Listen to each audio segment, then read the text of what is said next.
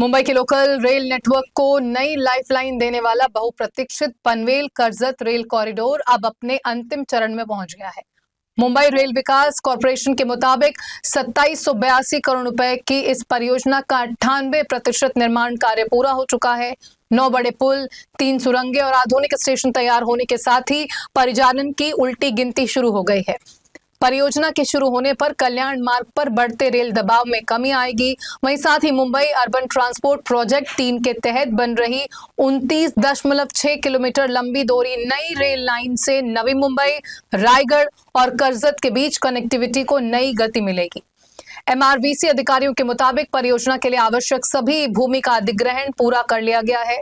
One विभाग की मंजूरी समेत सभी महत्वपूर्ण वैधानिक मंजूरियों भी मिल चुकी हैं। इसके साथ ही अधिकांश प्रमुख सिविल कार्यों को अंतिम रूप दे दिया गया है। वहीं आपको बता दें कि पनवेल कर्जत रेल कॉरिडोर परियोजना के तहत सभी 9 प्रमुख पुल, 35 छोटे पुल, 16 अंडरब्रिज, 5 ओवरब्रिज, 3 सुरंगें और कर्जत रेल फ्लाईओवर का निर्माण पूरा हो चुका है। पनवेल रेल फ्लाईओवर का कार्य अंतिम चरण में है। वहीं मोहापे और किरावली के ओवरब्रिज जनता के उपयोग के लिए खोल दिए गए हैं। स्टेशन अवसंरचना का विकास भी तेजी से पूरा किया जा रहा है।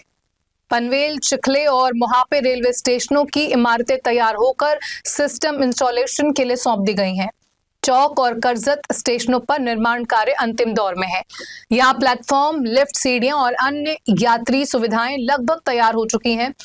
रेलवे अधिकारियों के मुताबिक ट्रैक जोड़ने का काम लगभग पूरा हो गया है, जबकि सिग्नलिंग और दूरसंचार प्रणाली का कार्य भी उन्नत चरण में पहुंच चुका है। मोहापे और चौक स्टेशनों पर इलेक्ट्रॉनिक इंटरलॉकिंग सिस्टम के लिए फैक्ट्री एक्सेप्टेंस टेस्ट सफलतापूर्वक पूरे किए जा चुके हैं। परियोजना के शुरू होने के बाद पनवेल और कर्जत के बीच एक समर्पित उपनगरीय रेल संपर्क उपलब्ध होगा। इससे यात्रियों को कल्याण जंक्शन होकर यात्रा करने के बजाय एक वैकल्पिक और सुविधाजनक मार्ग मिलेगा।